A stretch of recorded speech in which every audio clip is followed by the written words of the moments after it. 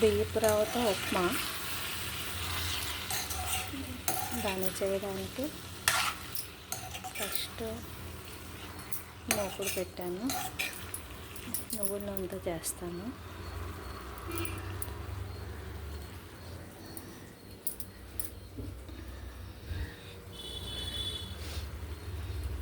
నువ్వుల నూనె వేసాను, ఆవాలు వేసాను. ఆవాలు కలర్ మారుతాయి, కొంచెం వైట్ అవుతాయి. వేగుతాయి, అప్పుడు జీలకర్ర వేస్తాను. బియ్యపు రవ్వ రెడీగా పెట్టేసి అందులో ఇంగువ పొడి వేసాను. అంటే ఇంగువ వేయించినప్పుడు వేస్తే కొంచెం చేదులు అయిపోతుంది. ఆవాలు వేగిన తర్వాత జీలకర్ర ధనియాలు వేసాను. తర్వాత పచ్చిమిరపకాయలు. ఈ పచ్చిమిరపకాయలు కొంచెం కలర్ మారుతాయి కదా, అప్పుడు కరివేపాకు వేస్తాను.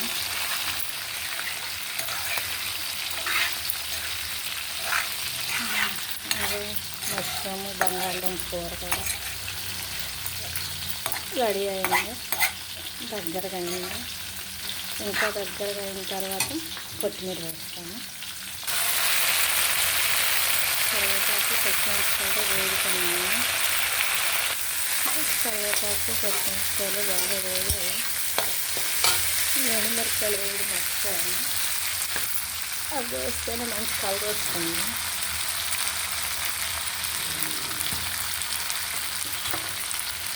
కలర్ టేస్ట్ అన్నీ వస్తాయి.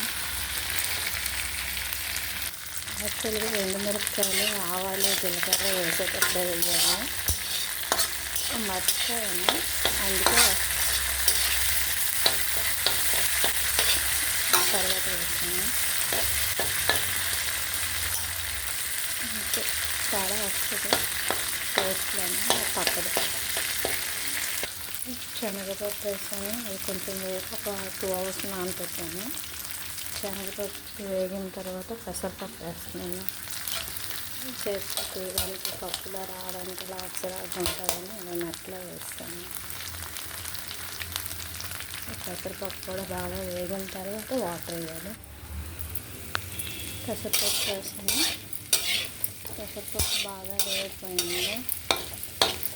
ఈ పప్పు కూడా కొంచెం కలర్ మారిన వరకు వేయించాలి. వేయించిన తర్వాత వాటర్ వేసి బాగా బాయిల్ అవుతుంటే బియ్యపు రవ్వ ఇంగువ కలిపింది వేసింది. ఉప్పు పిండి ఉప్పిండి బియ్యపు రవ్వ ఉప్మా. పోపులోనే ఉప్మా రవ్వలా వేయిస్తాము. బాగా కొంచెం వేగిన తర్వాత వాటర్ వేసాను. ఉప్మా రెడీ అయిపోయింది. ఇంకా దగ్గరగా అయిపోయినట్టు. బేషన్కి ఇలా పెట్టించుకున్నాను. మూతలకు బాగుంటుంది. మష్రూమ్ బంగాళదుంప కూర, పాయసం. లైక్ చేయండి, షేర్ చేయండి, సబ్స్క్రైబ్ చేయండి.